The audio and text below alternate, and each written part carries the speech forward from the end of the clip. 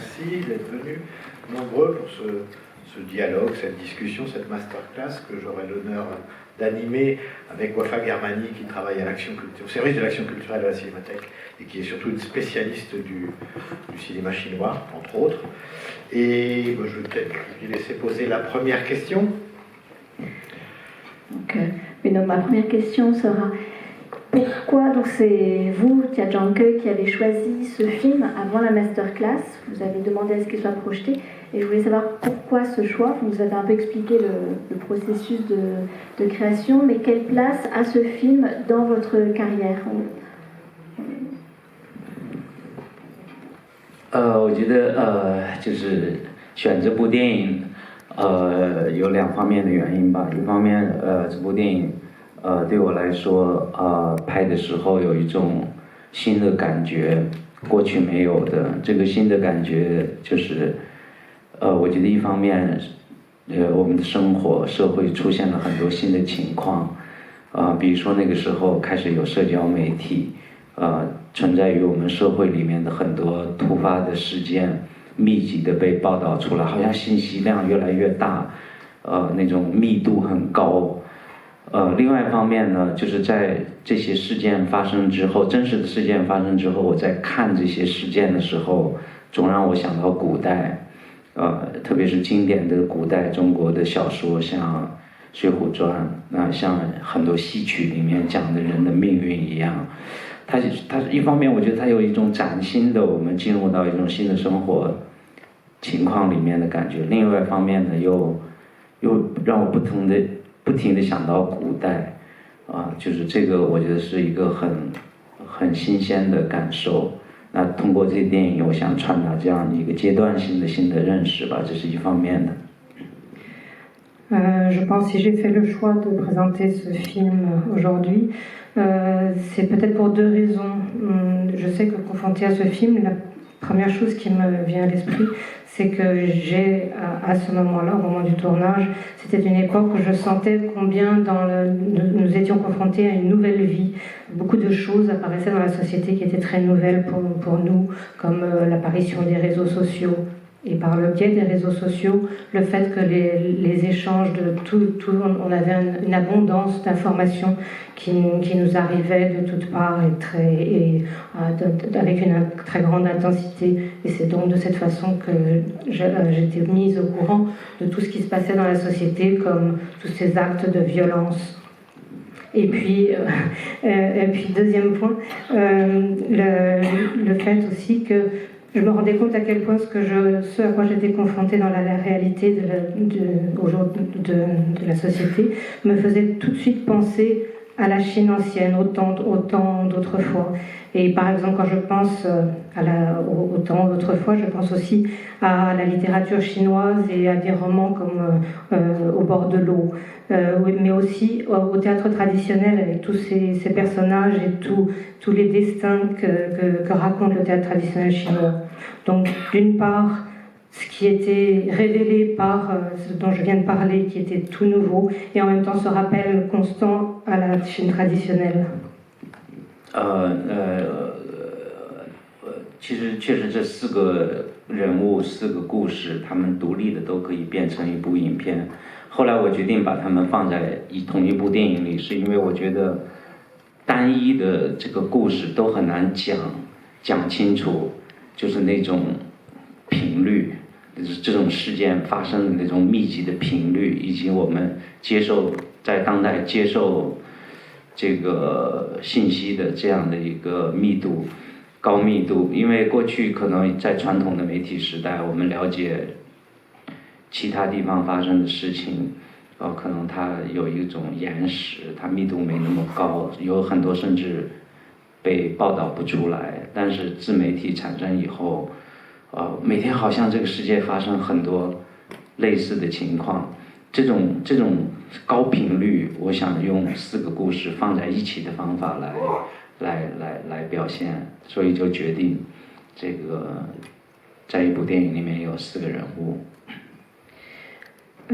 Pourquoi 4 personnages, 4 histoires Je dois dire que chaque histoire aurait mérité un film entier. Mais j'ai eu l'impression qu'en s'attachant qu'à un personnage, qu'à une histoire, je n'arrivais pas à refléter cette intensité dont je parlais, et en lien avec toute cette intensité due aux nouveaux moyens de communication, nouveaux médias, et au fait que je me rendais compte à quel point, quand il y avait une information qui m'arrivait d'un côté, je me disais mais c'est ça tous les jours et sans arrêt dans tous les coins du monde. Et il m'est apparu que cette complexité, cette intensité d'information, ce foisonnement pouvait mieux être relaté, mieux être présenté par 4 histoires, 4 personnages différents dans un même film. 这个电影这个基本的故事让我总联想起《水浒传》。《水浒传》是中国古典小说的一个反抗的故事。很多人物他们因为受到社会不公平的待遇，所以最后选择了一种暴力的一种反抗。多少年之后，那是宋代的故事，几百年甚至这个过去之后，同样的命运还在发生。所以在创作上，特别是2方面，就是一方面空间上，这里面我们会看到人物现在的人，他们还在古代的空间里活动，比如说在庙宇里面前面，在这个古代的这样的一个世界里穿行。那另外一方面呢是人物的造型，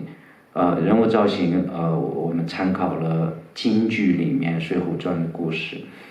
第一个人物这个姜武演的这个人物。我们完全是按鲁智深的那个造型来给他做的，然后第2个人物王宝强的那个角色，就是那个杀手的角色是按武松来做的，然后赵涛的形象是按照京剧《野猪林》里面的林冲。这个讲起来比较话长啊，就谁是林冲，谁是鲁智深，这个我一下解释不了。那最后一个是按照那种香港导演张彻电影里面的那种少年英雄来做的造型。我想通过这些让人们能够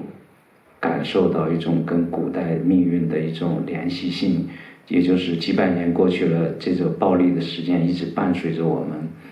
它是一个古老的问题，也是一个当代的问题。Je parlais aussi de toutes ces références qui me venaient de la Chine traditionnelle. C'était avant tout donc par le biais du roman au bord de l'eau, avec ces nombreux personnages qui étaient tous victimes, qui étaient en rébellion, qui avaient tous été victimes d'injustice et acculés à prendre le maquis, et qui au final étaient aussi, disons, essayer de restaurer leur dignité par la violence. C'est une histoire de la dynastie Song, il y a déjà des centaines d'années, vers le XIIe siècle. Et on se rend compte à quel point tout ce qui était relaté dans ce roman de cette époque continue à être vrai de siècle en siècle. Cette persistance du thème de la violence, où lequel les gens sont acculés après avoir été victimes d'injustice, perdure. Et puis ce qui m'a interpellée aussi dans le film, c'est qu'à quel point les espaces sont différents au jour d'aujourd'hui, et en même temps ces individus que j'ai dépeints vivent dans des espaces aussi liés à la culture ancienne, comme par exemple le temple dans la première histoire. Et puis au niveau de la façon dont j'ai voulu l'apparence des personnages dans le film, à chaque fois j'avais des références comme ça qui me venaient,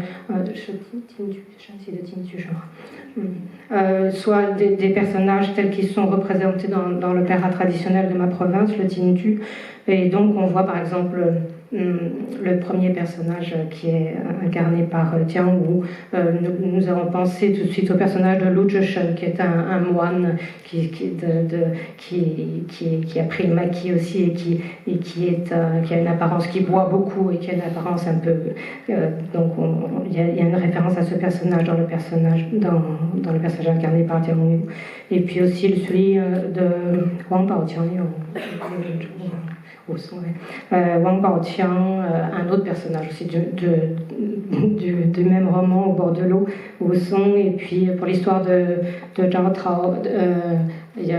on voit, il y a une autre référence, on voit à un moment donné sur scène le personnage de Lin Chong qui apparaît. Et puis aussi une référence à un personnage, un film de Zhang Che à Hong Kong, Shang Nian Yingxiong, c'est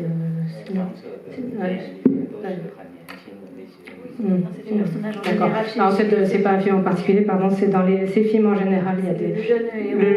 il y a la référence au jeune héros, au jeune garçon. Voilà. 其实拍这个电影，让我也理解了拍《天注定人》，也让我理解了电影它是做什么的。如果我觉得我们可能人类社会最早有了教堂，最早有了法庭，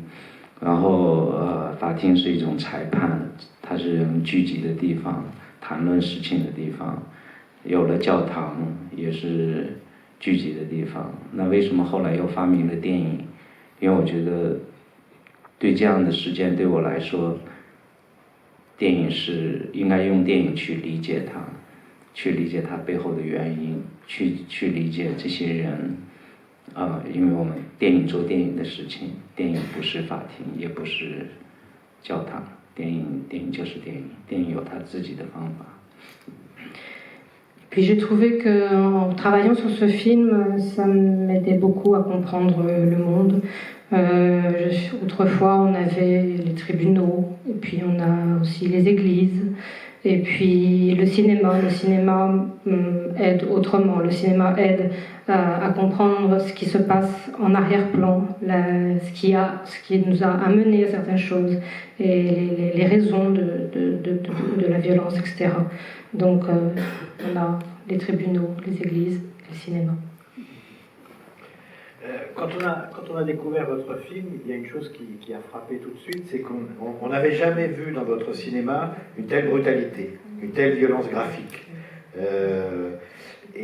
Votre carrière, enfin on y reviendra, parce qu'en fait elle est très sinueuse, votre carrière. Vous avez fait beaucoup d'expériences, vous avez essayé beaucoup de choses. Est-ce que vous avez le sentiment qu'avec ce film, vous avez encore essayé une nouvelle expérience dans la représentation au moins de la violence? Et est-ce que cette représentation de la violence, elle vous semble tout à fait adaptée à ce que vous voulez montrer de la Chine contemporaine, de la société chinoise contemporaine? Et peut-être qu'on pourrait parler à ce moment-là, peut-être des problèmes que vous avez eus avec le film lorsqu'il est sorti. 我觉得对我来说吸引我的是暴力的问题我想透过这个电影，我自己也想去理解就是在我们社会里为什么有的人被推到了一种暴力的一种处境里面有的人去施暴，有的人去遭受暴力的侵害有时候他们之间会转化你像赵涛演的这个女士就是遭受了强烈的暴力，最后她用暴力的方法来挽回自己的尊严其实按照以往常规的中国电影，我们有很多处理的方法，可以中国的美学里面含蓄是一个很传统的一种方法，我也可以去掉这些暴力的场面来讲这些事情，或者用一种虚化的方法，但是我后来决定保留这些场面，而且这些场面成为非常重要的，因为我觉得既然我们在讨论暴力问题，暴力呈现时候的场景，暴力出现时候的破坏性，它应该让观众看到，应该被拍出来。Bon, encore une fois, le thème qui m'a bien sûr intéressé, c'était le thème de la violence. Et je voulais, à travers ce thème, surtout essayer de comprendre pourquoi les gens sont petit à petit acculés à utiliser cette violence. Et puis aussi, comme par exemple dans le cas du personnage de Zhao Tao, elle est victime d'une énorme violence. Et puis elle va elle-même utiliser la violence à l'encontre pour retrouver sa dignité. le choix que j'ai fait esthétique, ou en tout cas la façon dont j'ai choisi d'aborder la violence dans ce film, j'aurais pu le faire comme on le faisait plus dans la tradition, disons, avec beaucoup de retenue, sans montrer les choses. Même j'aurais pu décider de ne pas montrer les actes de violence ou de les montrer de façon brouillée. Et puis j'ai décidé de tout conserver parce que je pensais que c'était aussi important que par le fait de les montrer, que les gens se rendent compte qu'on montre, au moins qu'on montre une fois à quel point la violence engendre des dégradations, énormément, enfin tous les problèmes que la violence amène. 可以说，回避掉这些暴力场面，对于中国导演来说是熟练的，就我们很会这样去处理。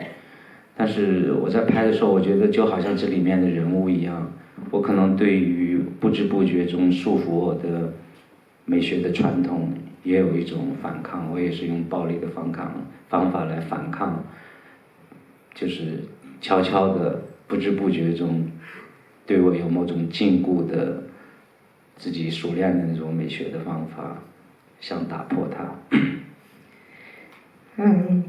Je pense que la Chine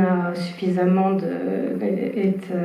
habituée à suffisamment d'expérience dans le fait de cacher cette violence, de l'atténuer dans le fait de la montrer. Mais en même temps, je me disais que finalement, moi-même, de la même façon que ces personnages, j'étais peut-être enfermée ou contrainte par cette esthétique traditionnelle et que c'est devenu finalement ma façon à moi de me rebeller en rompant avec cette esthétique traditionnelle, en décidant de la montrer, cette violence. 不知道为什么我拍这个电影的时候，就好像我拍2部电影的时候，有一个相同的感觉。2006年的《山下好人》一会儿就会放，还有这一部，我总想到就是速度感这个词。这个速度感，我觉得它要求导演要快速的对正在发生的事情做出反应，它是一种说不清楚的一种，就是互动的一种动态的力感，所以对我来说，我不可能在别的年代拍这2部电影，我只能在2006年跟2013年把这2部电影拍出来。你今天如果让我拍《天注定》，我一点兴趣都没有，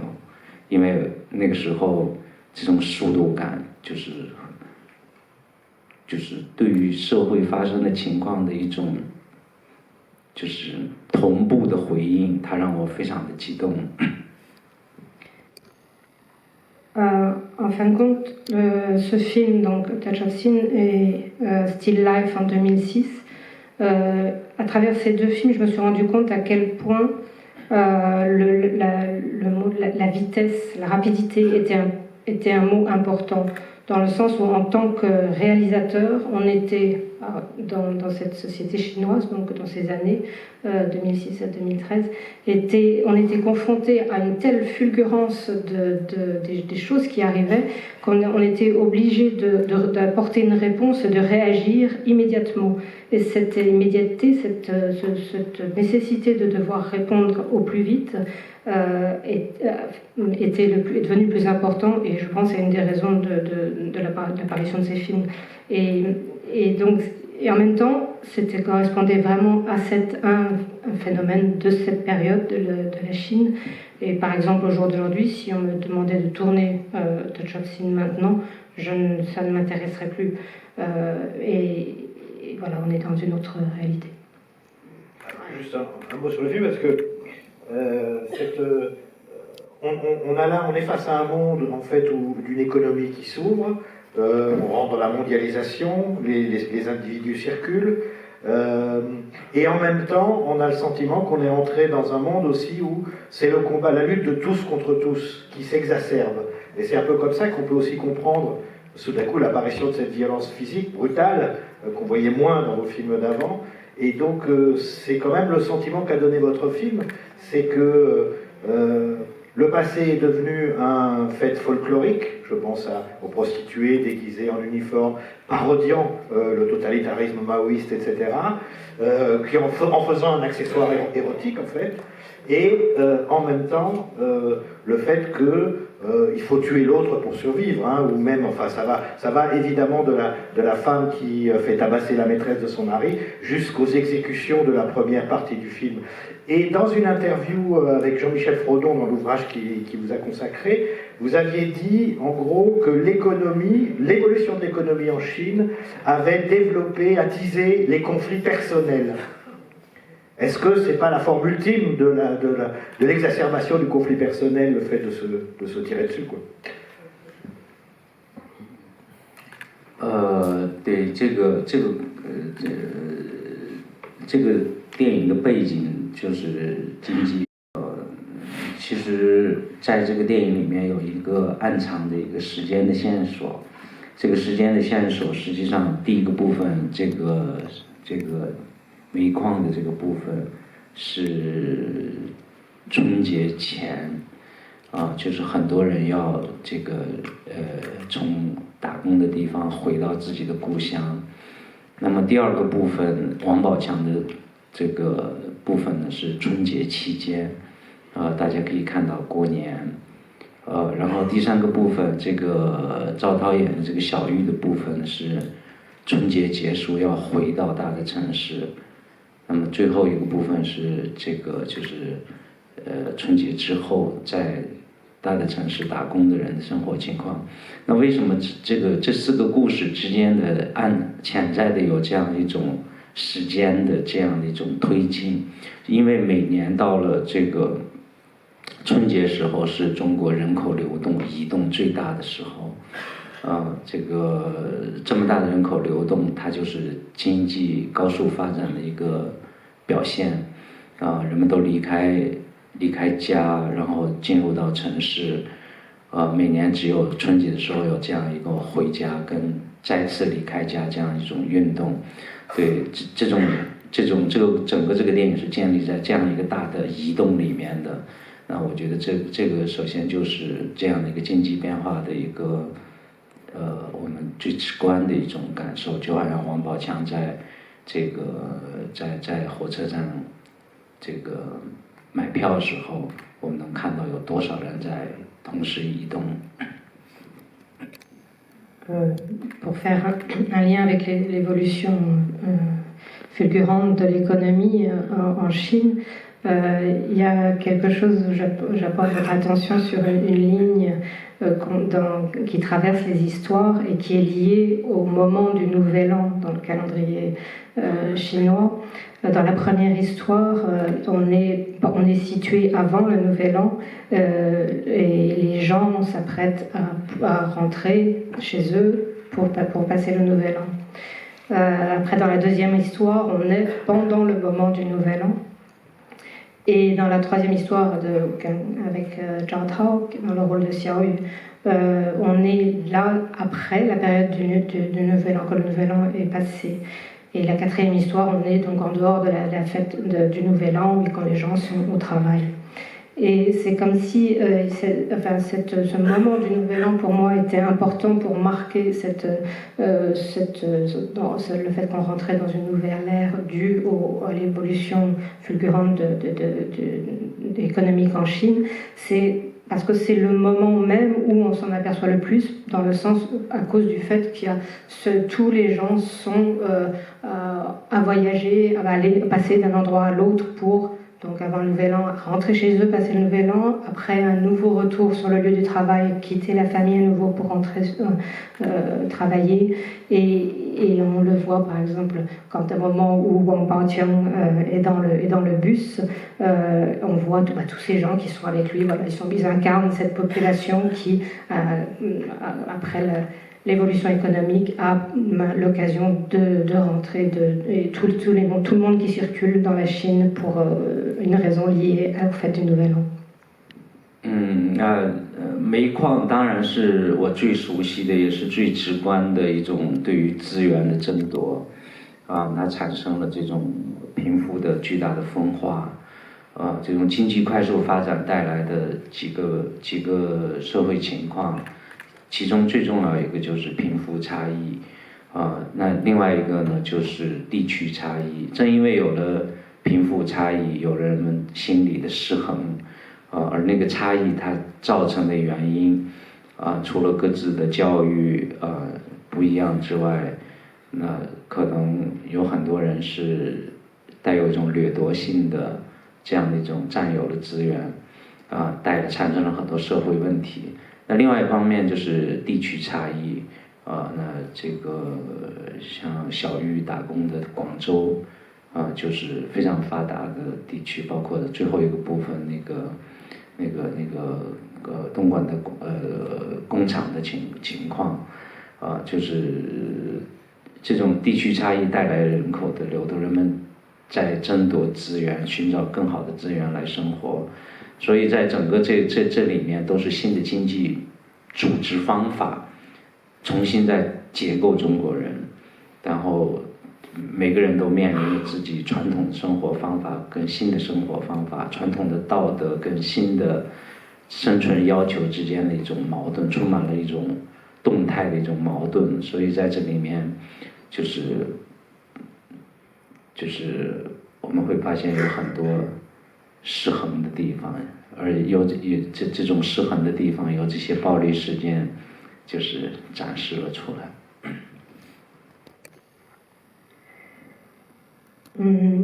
Bien sûr, il y a un univers qui me touche et que je connais particulièrement bien, c'est celui lié au charbon, aux mines de charbon, et avec tout ce que ça représente comme univers. Et puis, bon, c'est une ressource essentielle en Chine. Et à travers, dans ce monde-là, et donc à cette époque en Chine, on commençait à voir un très grand décalage entre les riches et les pauvres. Les richesses étaient de plus en plus mal réparties. Et ça, c'était une des raisons qui a amené à beaucoup de violence, d'expression de violence. Et aussi une autre mauvaise répartition qui se faisait mal au niveau des différents endroits, des différents lieux, des zones de Chine qui sont beaucoup plus riches et d'autres beaucoup plus reculées ou oubliées. Et tous ces déséquilibres au niveau sur le plan personnel amènent un nombre conséquent de personnes à perdre un équilibre personnel et qui amenait à de la violence. Par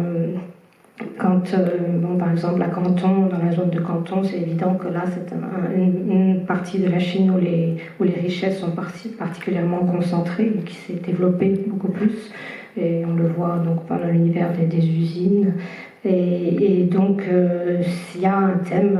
principal qui ressort, c'est les gens se mettent en quête d'essayer d'obtenir, d'avoir un petit peu plus de la part de ce gâteau et d'acquérir le plus de richesses possible. Et ça implique sur le plan individuel une sorte de remise en question totale dans la façon au niveau des valeurs, de comment passer d'une tradition à une modernité avec tous les éléments que l'un et l'autre impliquent, et énormément de contradictions qui encore une fois ont engendré de la violence. 这可能也是我今天选择这部电影的一个原因，另外一个原因，因为我觉得现实世界里面总有很多关系我们每个人就是性命攸关的非常重要的情况，需要我们去处理，需要我们去拍摄理解，因为你会发现有时候我们会被某种商业的要求，商业有一种商业的口味，美学就所谓经典的美学又有经典美学的口味，那最后大家可能就是津津乐道于电影的某种品味也好，或者怎么说呢？这可能不是一个全球性的问题，可能是我工作环境的问题啊。我总觉得可能对艺术来说，最重要的价值还是你处理现实的能力。速度、时间感，你能不能第一时间感受到这种现实，有勇气、有办法把它呈现出来。Je pense qu'il y a vraiment quelque chose lié à l'évolution du monde de façon générale, une nouvelle réalité à laquelle on est confronté. Et en tant que réalisateur, que j'ai envie de percer, de mieux comprendre, qui est liée à toute une problématique liée au commerce, aux affaires, et puis tout ce que, et aussi donc d'un niveau de l'expression sur un plan, 我觉得是趣味吧，不应该叫品味，叫趣味，就是商业的趣味或者一种美学的趣味。我觉得这些其实都不重要，他们都是某种枷锁，最珍贵的还是快速的、敏锐的、直觉的把重要的一些事情能够通过在荧幕上不要缺少。Donc, alors, si j'ai bien compris, que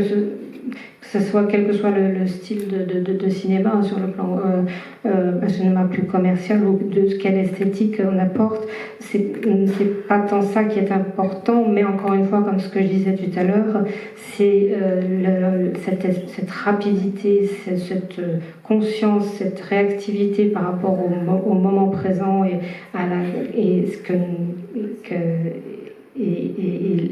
ce qu'on reçoit du moment présent et disons, le courage avec lequel on va le transformer en un film, le représenter à l'écran, c'est ça qui est le plus important que tout.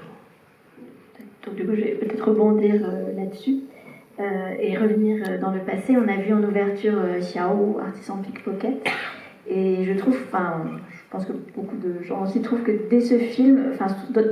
on trouve énormément de choses qui vont suivre dans votre œuvre, et en particulier cette espèce d'urgence que vous avez à la fois d'arriver à garder une trace du passé, d'un passé qui est en train de disparaître, et d'un présent qui lui aussi est en voie de disparaître, comme si le cinéma était un moyen de garder ces traces d'un pays qui se transforme et qui entre à pleine vitesse dans la mondialisation et la modernité. Et donc, je voulais savoir si vous pouviez nous raconter un peu comment vous êtes arrivé à faire du cinéma, puisque ce n'était pas forcément votre première orientation.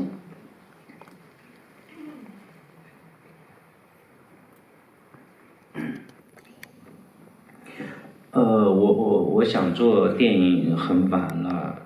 大概到21岁的时候才想当导演，因为这之前，我喜欢文学，也喜欢美术，但是其实是当时中国的情况让我们缺乏想象力，就是电影离我们是太遥远的一个事情了，因为当时只有16个国营的制片厂可以拍电影，那些制片厂都在大城市，像我生活在县城里面，电影是非常遥远的，它又结合了某种科技，又结合了资本，所以这个不可想象。但是文字文学，我觉得它是我们能想象的，所以我有很长的写作的历史，但是我一直没有想到自己要当导演。那21岁的时候，就觉得，突然觉得也可能可以拍电影，因为那个时候，很偶然是看了这个陈凯歌的《黄土地》，《黄土地》这部影片是描写的是49年之前的中国。那我的家乡就在黄土地上，虽然过去那么多年了，但是在那个表现49年之前中国的黄土地的电影里面，我依然看到了我自己的生活。那我是很少的这个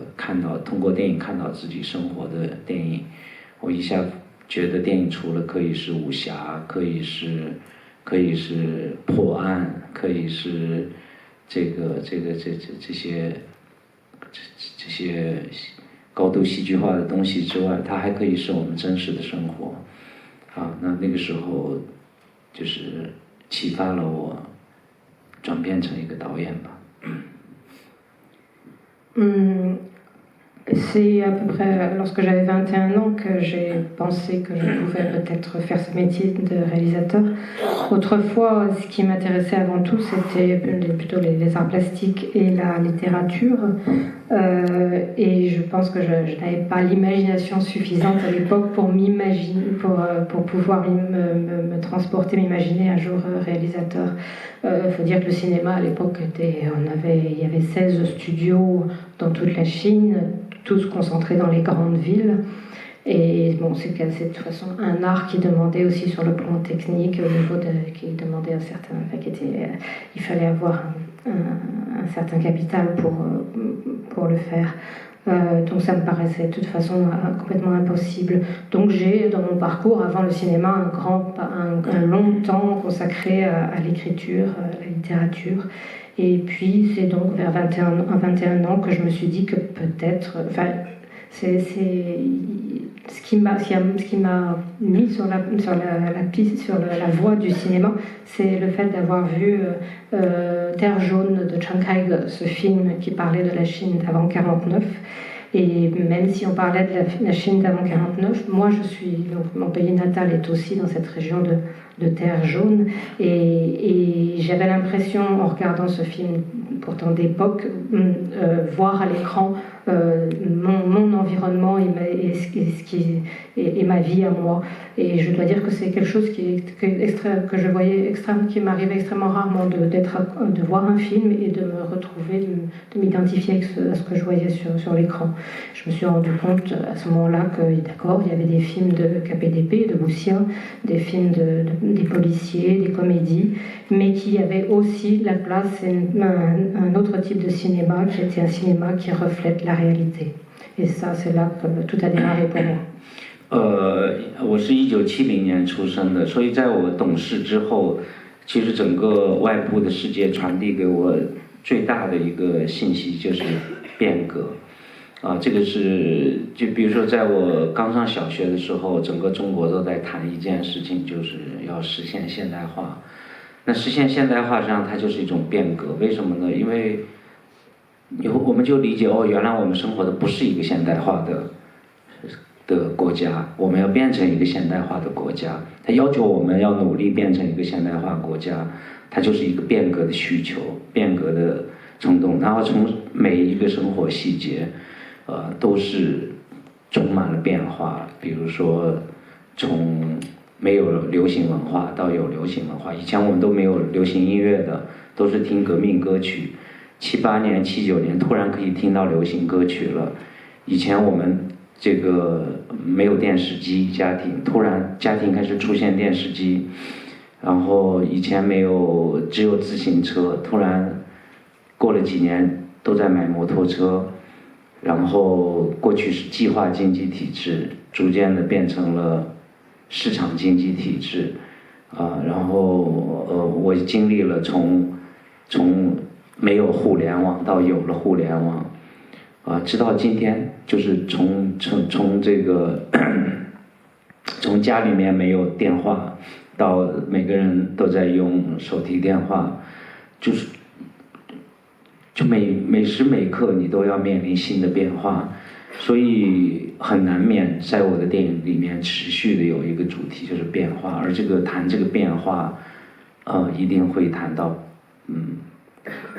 是从什么变到了什么，它就涉及到了过去，涉及到了现在，甚至涉及到了未来。Je suis née en 1970 et je crois que s'il y a quelque chose qui m'a accompagnée dans toute ma vie, et à partir de cette date-là, c'est le terme changement, bouleversement. Quand j'étais à la petite école, à l'école élémentaire, c'est le moment où la Chine rentrait dans une période qu'il fallait moderniser le pays. Et moderniser le pays, ça impliquait un nombre incroyable de bouleversements, de changements. Et il fallait qu'on prenait conscience du fait qu'il fallait qu'on s'attelle à faire beaucoup de choses pour réaliser cette modernisation. et que ça s'exprimait dans tout type de détails, en tout genre, de petites choses au quotidien, entre autres par le fait qu'on n'avait pas accès pendant longtemps à la culture populaire, aux chansons populaires entre autres, et qu'à partir de 78-79, on a commencé à pouvoir avoir accès aussi au fait qu'on n'avait pas la télévision avant et que la télévision est apparue dans les foyers. Même chose pour tout le monde était à vélo pendant longtemps et que tout d'un coup on pouvait commencer à circuler en moto par exemple. Et puis surtout le passage bien sûr de l'économie planifiée à l'économie de marché qui représente un bouleversement énorme pour le pays. Et puis j'ai connu moi la période où il n'y avait pas encore Internet et puis Internet est arrivé, tout ça. Aussi le téléphone, une période de ma vie où il n'y avait pas de téléphone à la maison et puis après tout d'un coup tout le monde avec son téléphone portable à la main. Donc tout ça montre que dans mes films, s'il y a bien un mot qui est en permanence mis en avant, c'est le mot bouleversement, transformation, et ce qui est avec ce que ça implique de réflexion, de savoir d'où on vient, qu'est-ce qu'on est en ce moment et où on va. 但是我现在我觉得其实整个电影，变革是整个电影一直在讲述的、重复的最重要的一个主题，那比如说我们看50、60年代小津安二郎、欧洲的电影，他在讲变革，然后我们看80年代侯孝贤的电影，他也在讲变革。90年代末我们开始，我跟我的同龄的导演一起在中国开始拍独立电影，我们也在谈变革。比如说我看韩国导演林权哲的电影，他讲这个，就有一部电影叫悲歌一曲 Sadness Song， 就是悲歌一曲，就悲伤的歌，殷宽泰的电影殷宽泰电影，对他也在讲，他讲传统的说唱艺术面对了这个新式的西洋的乐器产生的一种这种社会形态、生存状态的这种变化，就好像2000年我站台里讲述的一样，其实变革不是贾樟柯就是发明的，也不是只有我在关注，这世界电影史就是一个描绘人类不停演进、不停变化的历史。Et quand je parle de ce thème de transformation, de bouleversement, je crois qu'on peut ouvrir au monde entier et au cinéma du monde entier, parce que qu'est-ce que Ozu a fait à son époque, si ce n'est pas parler du phénomène, enfin de l'incidence sur les individus, des transformations, des bouleversements. Même chose pour Rossia Ossian dans les années 80. Et puis moi, avec tous les autres cinéastes indépendants en Chine, c'est dans les années 90, donc c'est bien ce qu'on va essayer de refléter à l'écran. Je pense aussi donc à Im Kwon-taek, et puis dans la façon dont dans un de ses films, il parle de l'incidence sur l'individu de la venue des instruments occidentaux dans la musique et de tout, enfin parle de tout, encore une fois d'un bouleversement qui a une influence sur l'individu, et donc c'est ce que j'ai fait à l'époque aussi de plateforme. Donc il n'y a pas que Dia Jang-keuk qui s'est rendu compte de l'importance de la transformation, de bouleversement, le monde entier dans le cinéma. 但是我想就是我最新的电影就是最后一部电影，江湖儿女，也在讲这种变革，就是江湖作为一种最牢靠的，因为它是秘密的地下社会维系人和人之间关系的一种原则，它被认为是我们的社会里面需要用忠诚去面对的，就是宗教信仰一般的这样的一些人际方法，传统人际方法，它在当下也崩溃了，也解体了。那每个阶段可能不一样，比如说2006年三峡好人，我们容易看到那种变化，大坝建起来了，几百万人移民了。但是到了相对中国社会变革就是物质或者说外貌呈现相对稳定之后，其实内在还是处在惊涛骇浪一样的这种变化里面。江湖儿女就是透过这样一种秘密社会，他们的就是有一天你会发现，哦，原来过去那种秘密社会江湖的那种世界已经变成是一个没落的、消失的乌托邦一样的一个世界，只不过是有的人还活在那样一种乌托邦的世界里面。比如说赵涛演这个女性，对我来说她不是怀旧，是现实情况。有人生活在过去，有人生活在现在。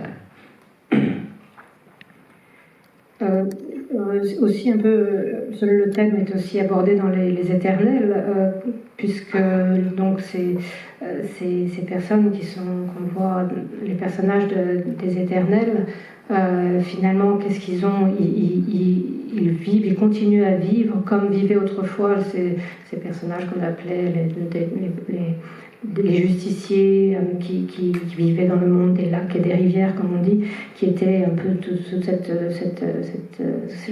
société underground qui avait ses propres codes d'honneur, ses propres et dont le rapport entre les gens la plus important était la fidélité et tout ce qui reliait, c'est qu'est-ce qu'il y a les relations entre les hommes dans ces sociétés plus ou moins secrètes.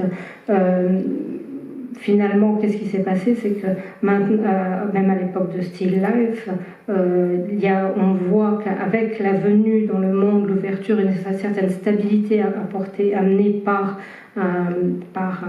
une stabilité au niveau économique, n'a pas réussi à stabiliser un chaos intérieur qui est toujours présent et finalement qui amène, et c'est pour ça qu'on voit des gens comme dans les éternels qui arrivent à s'en sortir en conservant tous ces codes qui reliaient les individus dans les temps anciens. Donc c'est comme s'ils vivaient à l'ancienne dans une société actuelle et que pour l'instant tout autre type de relation ne relève que d'une utopie. 我一直很喜欢一句话，说这个在中国是说作家的，说作家是这个世界的包信人，就是传递消息的人，就是这个世界有什么最新的情况，艺术家是最早发出这个声音的，告诉人们这个消息的。所以对我来说，我觉得拍了21年电影，我在每次拍电影的时候，我也不是说我要拍一个讲变化的电影，这从来没有这么想过。但是我总是被新的人的情况、社会的情况吸引。当我想把这种新的观察到的新的让我激动的、让我想表达的新的情况讲出来的时候，往往这个新的情况里包含的最主要的信息就是变化。C'est qu'on dit souvent en Chine à propos des écrivains que ce sont les meilleurs, les premiers porteurs de nouvelles, et c'est le cas, je pense, de tous les artistes. Moi, en tant que personne, je n'avais jamais imaginé que mes films tourneraient tous autour de ce thème des bouleversements, des changements. Mais à chaque fois que je me retrouve face à un nouveau sujet, à une nouvelle réalité que j'ai envie de porter à l'écran, à chaque fois, ce qui me revient, c'est l'influence de ces changements sur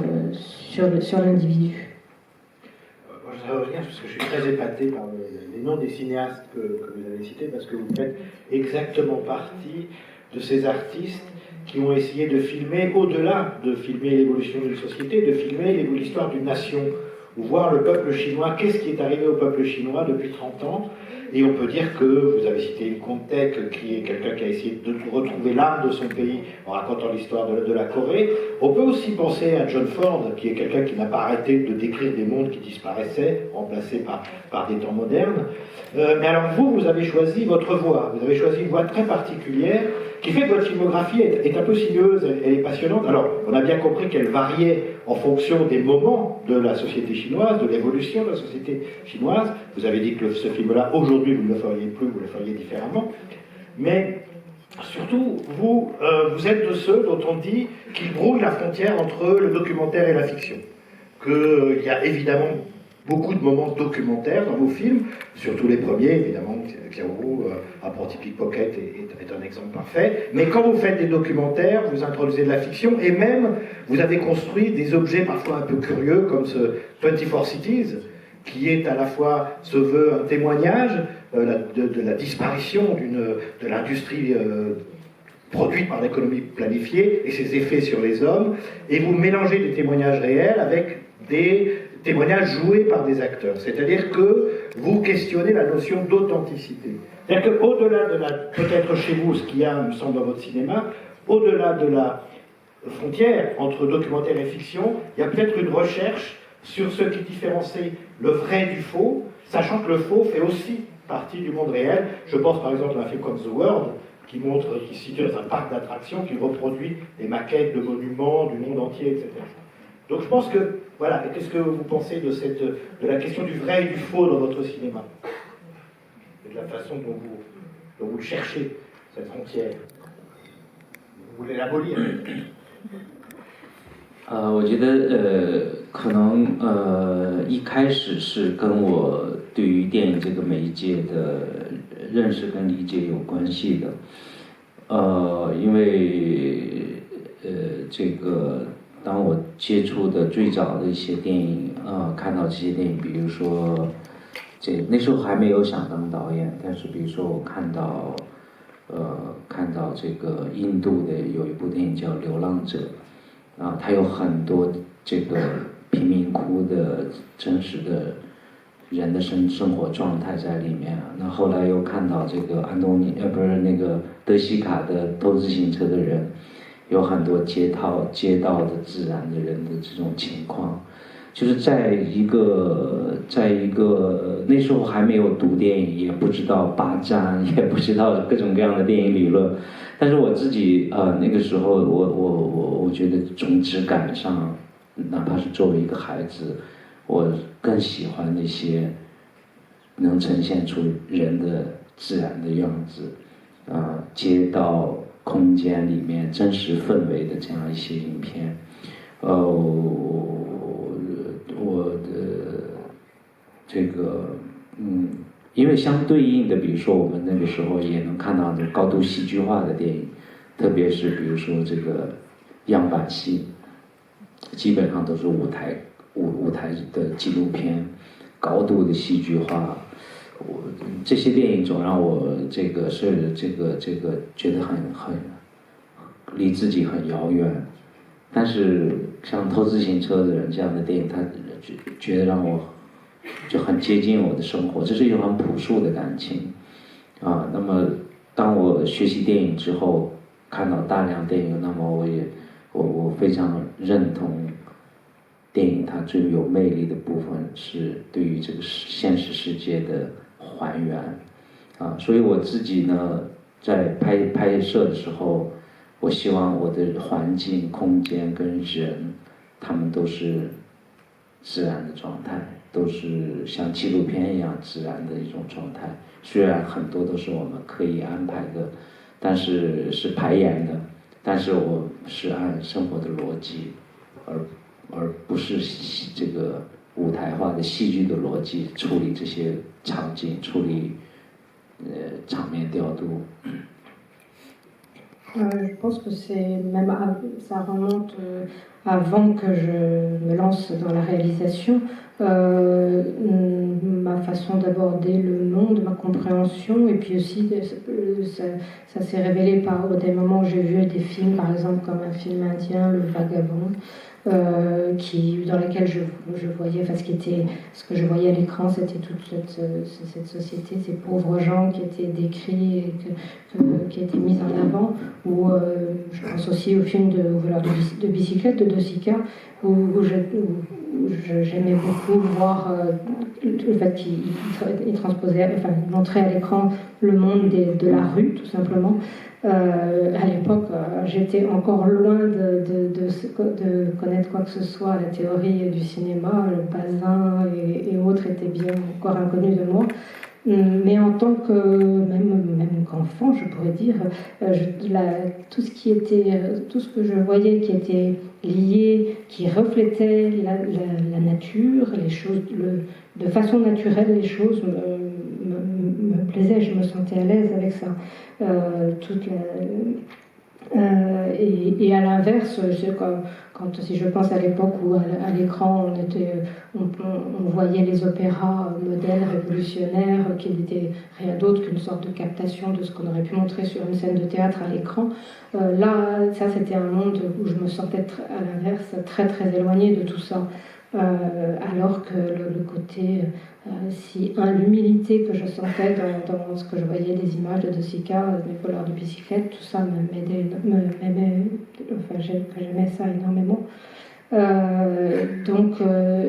c'est pour ça, je pense que je me suis orientée dans un cinéma où je tourne, où je montrais, où on peut rapidement se sentir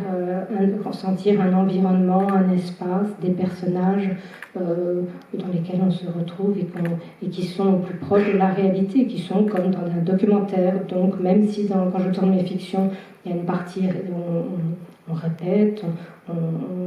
on organise les choses, mais dans la logique, c'est pas une logique théâtrale qui m'intéresse, mais une logique beaucoup plus proche du documentaire. 对，我记得我最早看这个阿贝尔冈斯导演他的《贝多芬传》，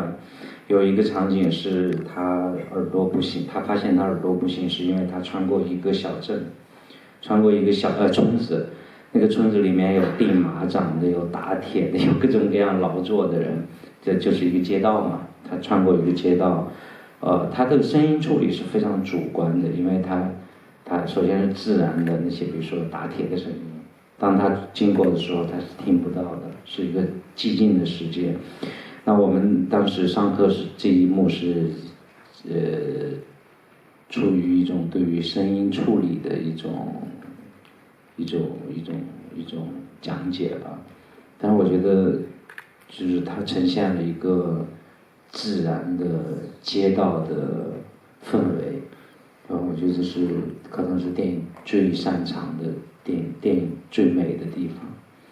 那就我觉得它就是我想讲的是，它就是这样一种对于真实秩序、真实人的真实的样子、空间真实样子这样一种基于偏执的热爱，是因为它美，对我来说是美的。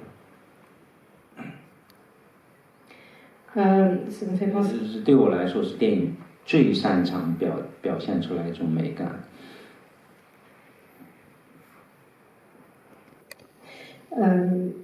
Ça me fait penser à un film d'Abel Gans, Beethoven. Le Grand Amour de Beethoven. Et la façon dont le son est traité dans ce film, quand il passe dans la rue et qu'il y a ce bruit je suis désolée, je ne connais pas le film, de métal qui résonne ça et qui vient occulter tout autre son. Ce type de traitement au niveau du son et de ce que ça reflétait de la réalité m'a énormément impressionnée.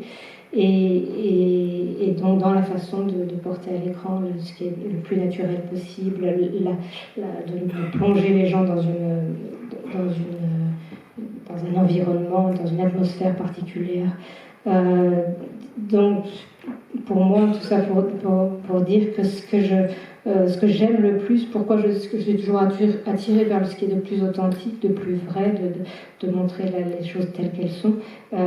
c'est parce que c'est là que je trouve que c'est dans cela que pour moi réside la beauté. 所以有时候在故事片中有很多纪录片的拍法，对我来说是一种真实感。我觉得真实感非常重要。对于电影来说，从美学的角度来说，就是就是创造一种真实感，让人们相信，就是有一种，就是今天我们总喜欢用一个词是沉浸式的体验嘛，就是沉浸其中的体验。我觉得它不仅是人物说话的样子、空间的样子，还包括长镜头的场面调度，它都能够让我们这个让观众身临其境于这样的一种自己熟悉的环境。那么在纪录片中，有时候会用一些虚构的方法，是我觉得有时候需要虚构的。因为并不是所有的我们理解到的这个真实情况，它都能够在摄影机面前发生。那个时候虚构就非常重要，虚构是抵达真实非常重要的一个手段。Pour moi, donc le documentaire, le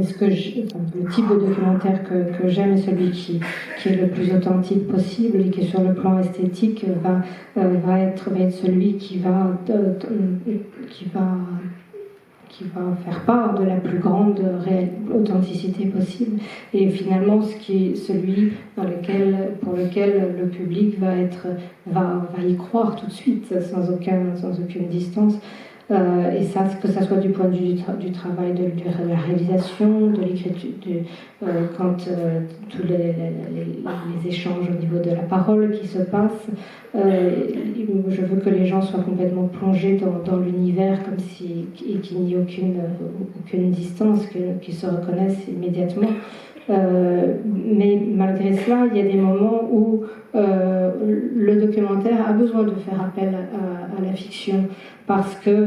malheureusement tout ne se passe pas devant nous au moment où on a envie de l'exprimer, en tout cas quand on cherche à mieux comprendre. Donc par le fait, en intégrant une partie de fiction dans les documentaires, ça me permet aussi d'aller plus loin dans ce dont je veux faire part. Alors, je voudrais, puisqu'on est en train d'un peu de parler aussi de méthode de travail, de façon de travailler, je voudrais appeler Zhao Tao sur scène pour nous rejoindre, pour qu'il nous explique un peu cette collaboration.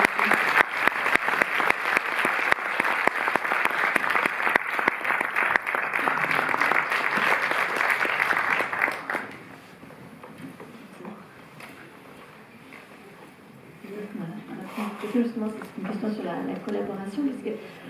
vous n'avez pas travaillé pour le premier film, vous avez travaillé avec Tia Zhangke des plateformes, donc je voulais savoir, vous n'étiez pas actrice mais danseuse, et quelle était la méthode de travail de Tia Zhangke à l'époque, et comment depuis cela a évolué, puisque vous êtes également devenue écrivain, puisque vous avez écrit des scripts, et également productrice, et vous jouez dans tous ces films. Donc je voulais savoir un peu comment cette collaboration a pu évoluer sur ces 20 dernières années, enfin presque 20 dernières années.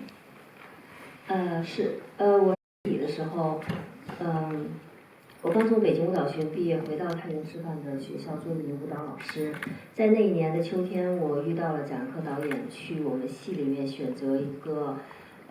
就是选择站台里面尹瑞娟的角色。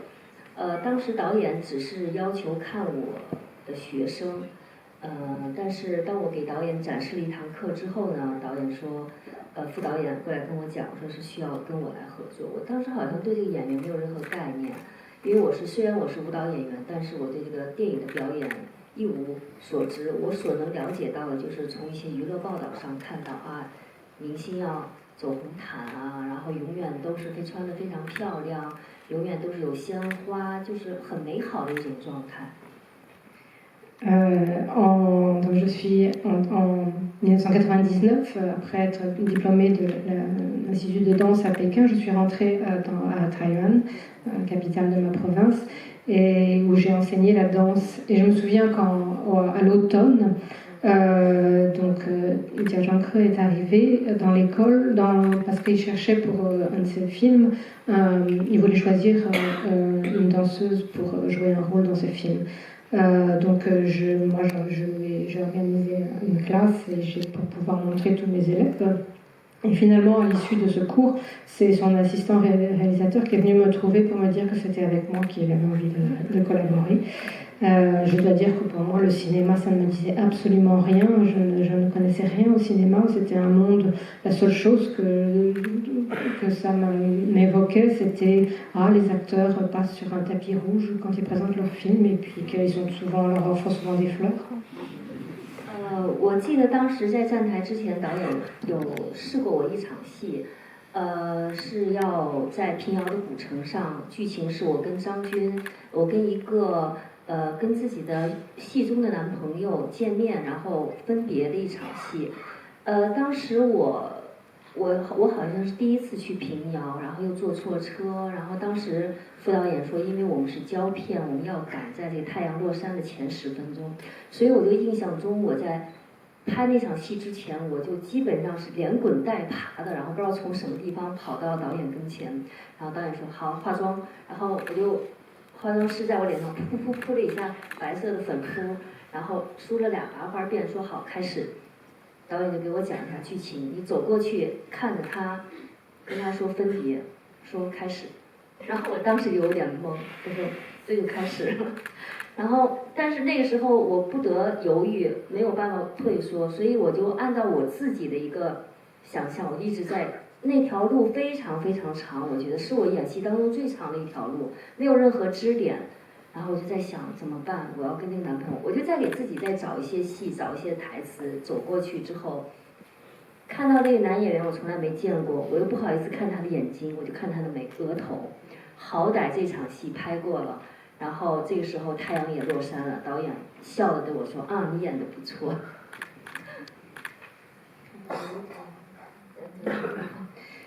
”Je me souviens qu'il avait voulu donc faire un essai avec moi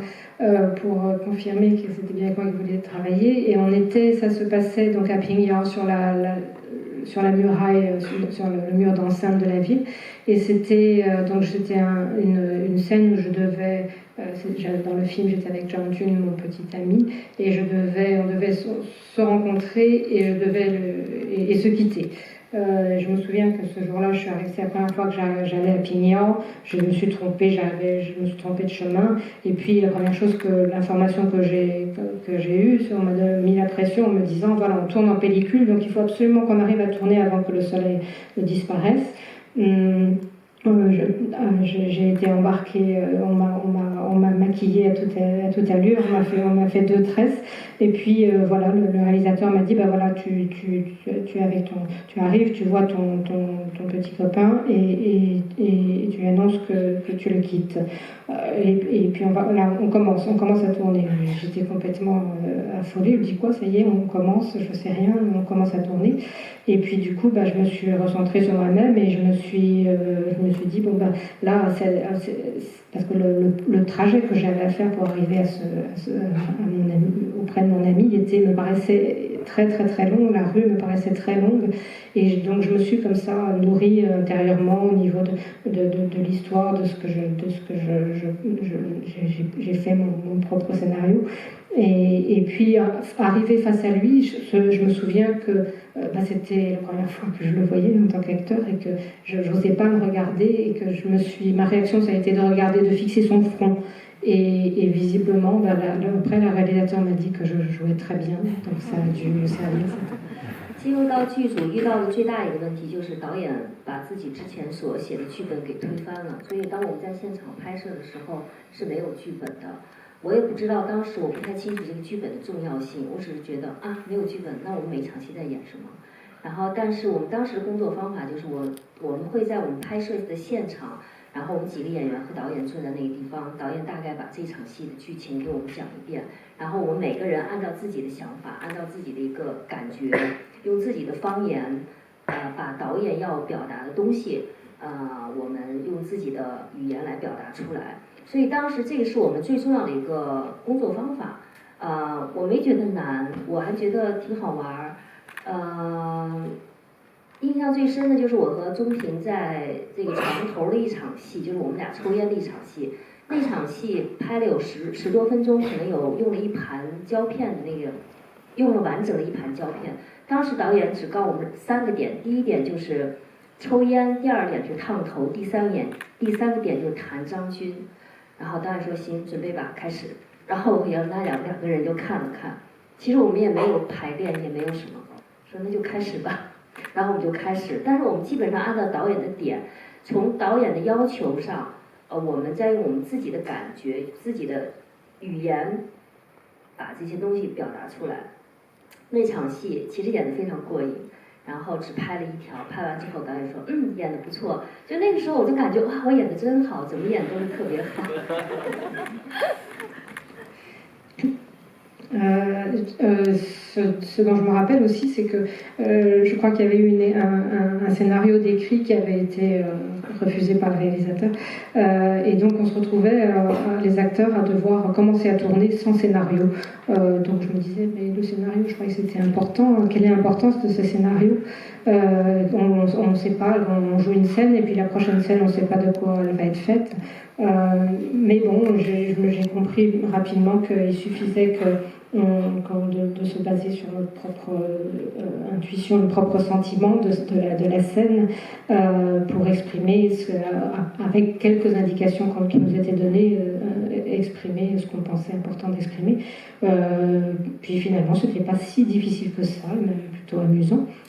Je me souviens d'une scène qui se passait avec Zhang Ping quand on est sur le lit, toutes les deux assises et qu'on fume. Je crois que c'est une scène qui durait 10 minutes. Enfin, je me souviens que c'était en tout cas une bobine entière. Et j'avais 3 mots du réalisateur qui étaient fumer, mise en pli et parler de Zhang Chun, le petit copain. Donc on s'est appuyé sur ces 3 mots qui finalement avaient leur importance et on a rajouté à ça de façon intuitive, voilà ce qu'on avait envie, la façon dont on avait envie d'exprimer tout ça. Et je sais que en l'occurrence cette scène, une prise a été suffisante et je me suis dit, là, qu'est-ce que je joue bien. Ça répond un peu à la question que je voulais poser, puisque en fait, notamment les 3 premiers films que vous filmez avec lui,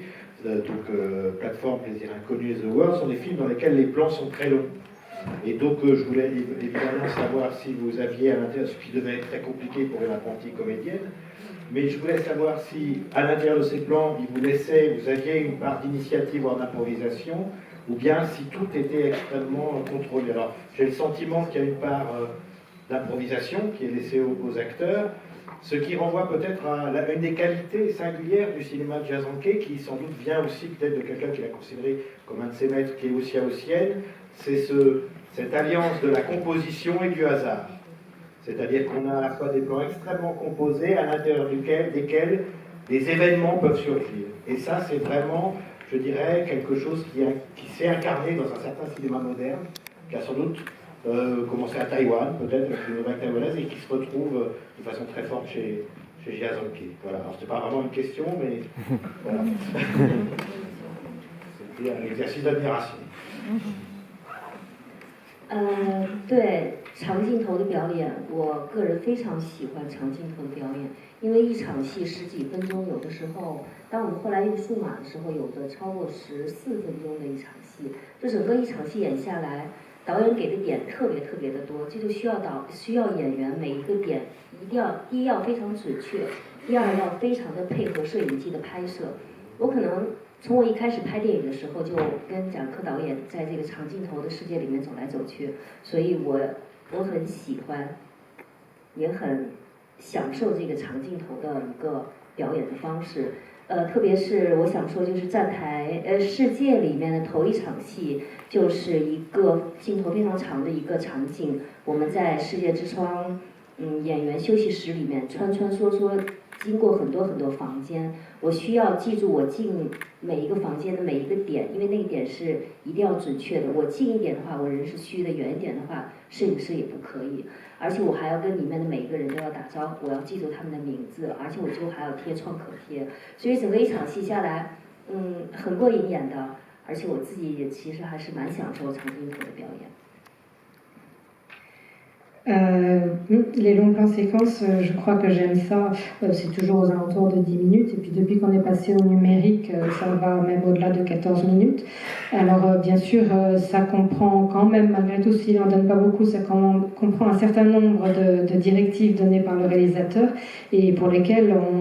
il ne faut pas, alors celles-là, il faut les respecter, on ne doit pas les rater. Mais c'est comme si j'avais appris, ou on avait un vécu commun qui était dans ce monde des longs plans séquences à tous les deux, et c'est peut-être pour ça aussi que j'aime ça et que j'y trouve beaucoup de plaisir. Ça me rappelle le plan d'ouverture de The World, où je suis là à circuler dans tout l'endroit où tous les acteurs se reposent, où il y a ces longs couloirs, il y a ces différentes pièces, et je me souviens, il fallait absolument que dans un certain temps donné, et j'avais tout des cues qu'il fallait que je respecte à cause de la caméra qui me suivait, et il ne fallait pas que je la mette en difficulté, et donc je devais me souvenir qui était dans chaque pièce, le nom des personnes que j'allais croiser, et j'étais là à réclamer mon pansement, et tout ça c'était assez complexe, mais ça me plaît énormément de fonctionner dans les longs plans séquences. 我先说一下赵涛。Je vais d'abord parler de Zhao Tao. 其实拍站台是第一次合作，我记得有一次他来告状，就我觉得是他告完状之后，我觉得他可以给他更多的空间，因为我觉得他很独特。他来告我状为什么要告状呢？因为当时我们拍的是70年代末，那我们的服装设计呢，就给他的衣服呢，就为了做旧，但是用了一个不好的方法，做旧呢弄得很脏。那个衣服其实为了有旧的质感，其实他用弄脏的方法来做旧，这个方法其实是不对的。然后赵涛跑来说，他说导演，我觉得你们这个创作不行啊。我说怎么了？说那个年代衣服可以旧，因为每家都很贫穷，但是应该干净因为这个角色是一个什么？是一个文工团的团员，又是一个20岁左右的女性，很爱美。她可以很旧，但是要很干净。我觉得确实她说的挺对的。Je me souviens d'une fois pour le film Plateforme, c'est la première fois qu'elle jouait dans un film. En fin de compte, notre collaboration a presque commencé par le fait qu'elle est venue se plaindre de ma façon de travailler, parce que on était donc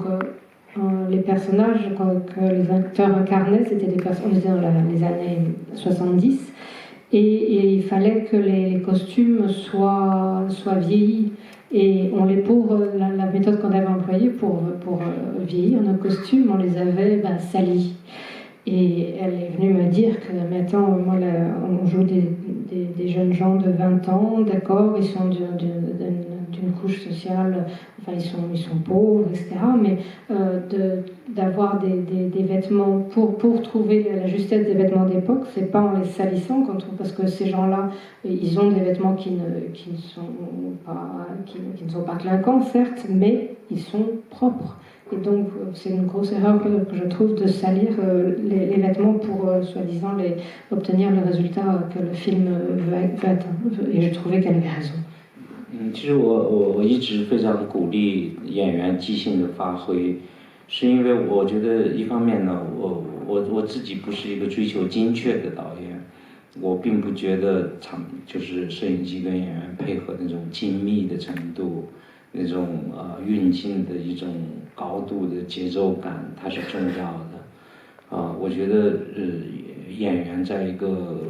连续的表演中，他的自然的一种突发的偶发的一种表现更珍贵。所以我自己，因为我不太喜欢那种精确的电影，所以我愿意去给演员、给摄影机更自由，让摄影机也自由，让演员也自由，他们能够互动起来。En tout cas, je suis quelqu'un qui pousse mes acteurs justement à faire part de leur avis sur le travail qu'on est en train de faire. Et je ne suis pas quelqu'un qui est de trop perfectionniste. Je pense que il y a rien de plus précieux que ce qui se passe quand on laisse un acteur et que le temps fait son travail et que au cours, une fois, si on laisse du temps à l'acteur, il va se permettre de nous créer des moments de surprise et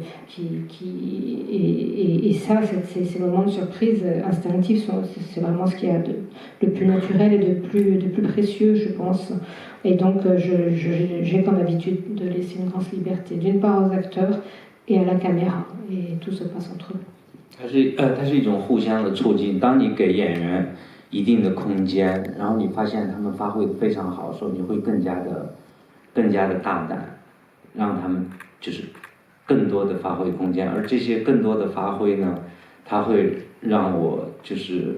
获得新的剧本方面的调整，就是这种，我总觉得应该就是我们中国人叫拍电影，拍电影就是有一个未知的感觉在里面，我们不知道，就是有偶发的未知的感觉在里面，而它不应该是拿着剧本，那个就是怎么说按图索骥啊，就是什么都不能更改，一定要按那个规划来做。我很喜欢，我不惧怕任何的天气的变化，什么空间的变化，因为我觉得没有什么是不可以改变的，不可以拍的。我给大家说。Je pense que de laisser les acteurs s'exprimer dans un espace et de les laisser construire leur personnage tel qu'ils l'entendent et de laisser faire preuve d'audace va enrichir les plans, les séquences et c'est à partir de ce moment-là que se construit le scénario. Je considère qu'en faisant du cinéma, en tournant, on accepte d'être face à l'inconnu et c'est ça qui m'intéresse. Je ne suis pas du tout un réalisateur qui a un scénario écrit et qui s'attache à le respecter à la lettre. Je n'ai absolument pas peur des changements au niveau de la météo, que tout d'un coup il y a des inconnus dans le lieu où on a décidé de tourner. C'est bien normal et je crois qu'il n'y a rien. Tout peut être tourné, même si ça part d'un inconnu. 其实导演也需要其他创作者的鼓励。我觉得，比如说有时候我遇到一个特别好的焦点员，哇，他可以跟一切的焦点的时候，我发现我会越来越大胆，我会让我的人物的动态越来越大。Et j'ai besoin même d'être enrichi, interpellé par les gens avec qui je travaille et que plus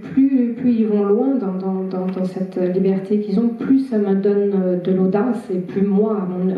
à mon tour, je vais aller loin.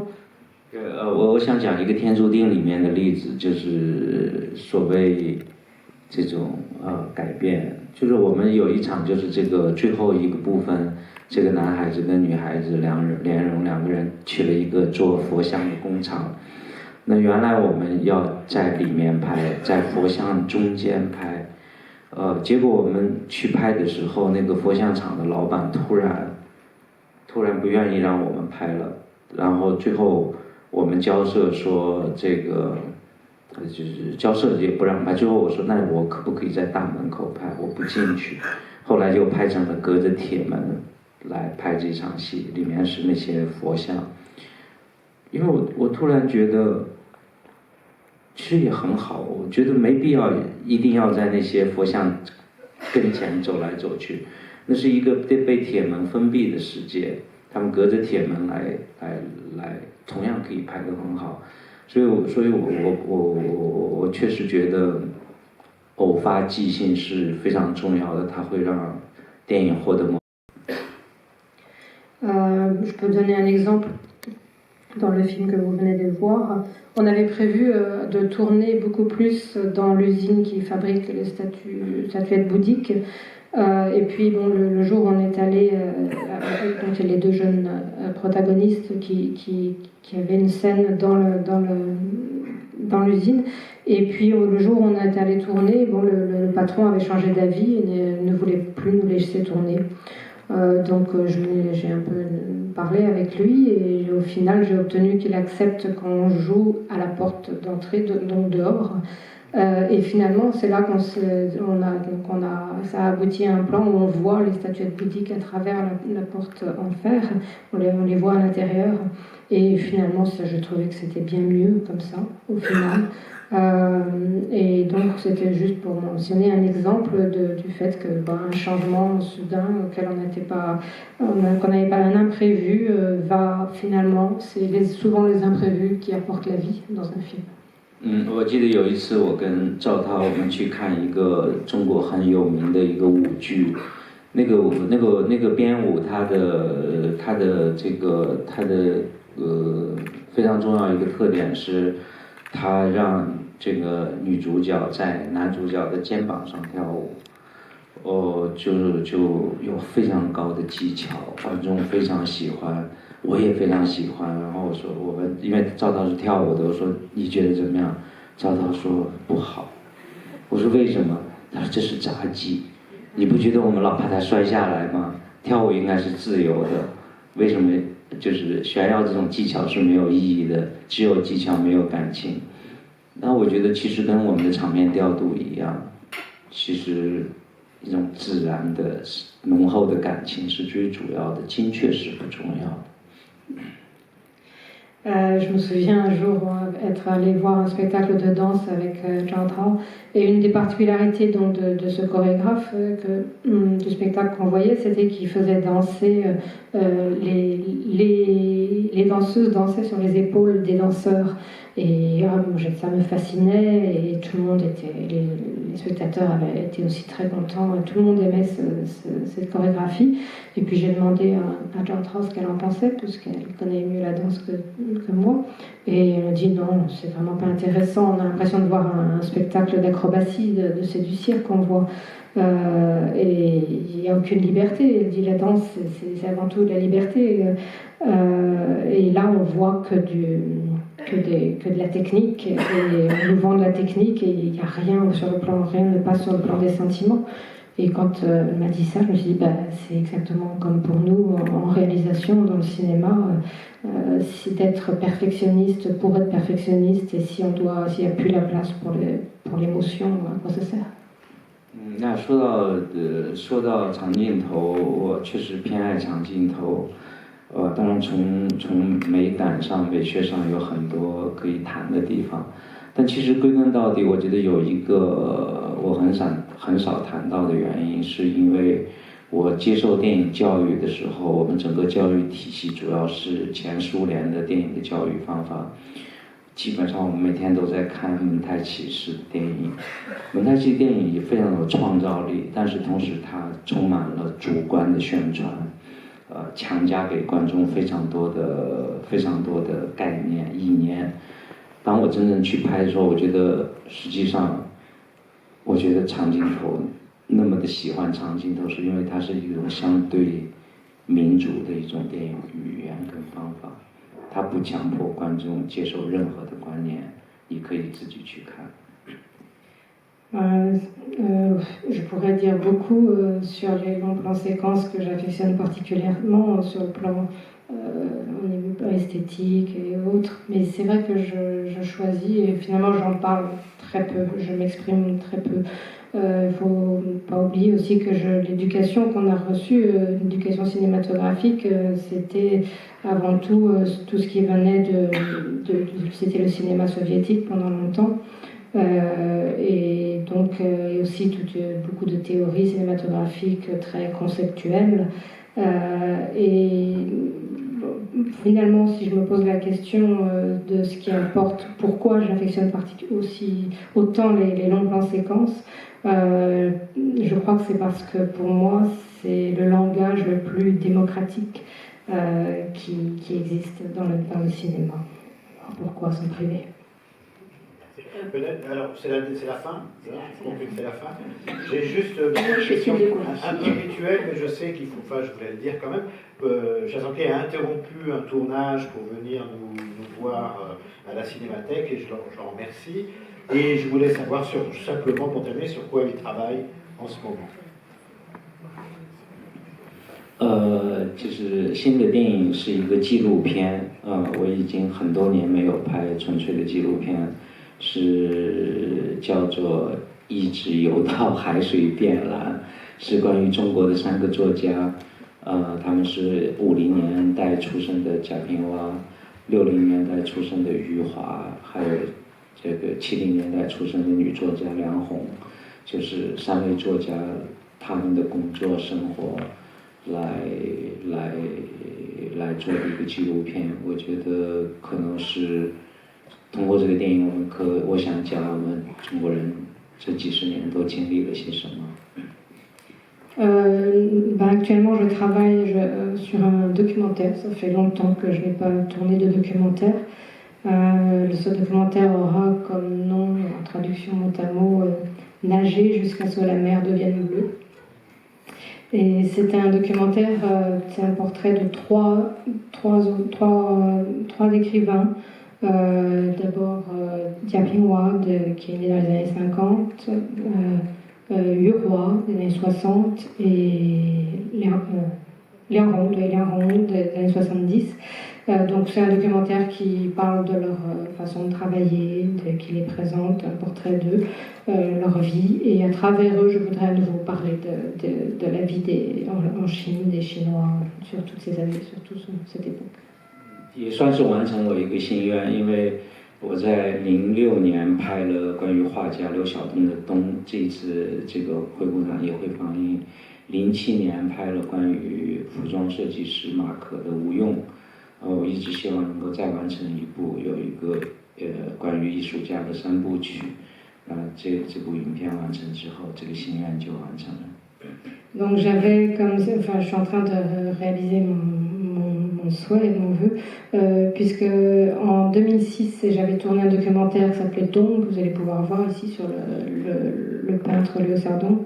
En 2007 sur la styliste Macro, qui est Useless, que vous pourrez voir aussi. Et donc là, voilà, je vais pouvoir finir ma trilogie avec ce film autour de ces 3 écrivains.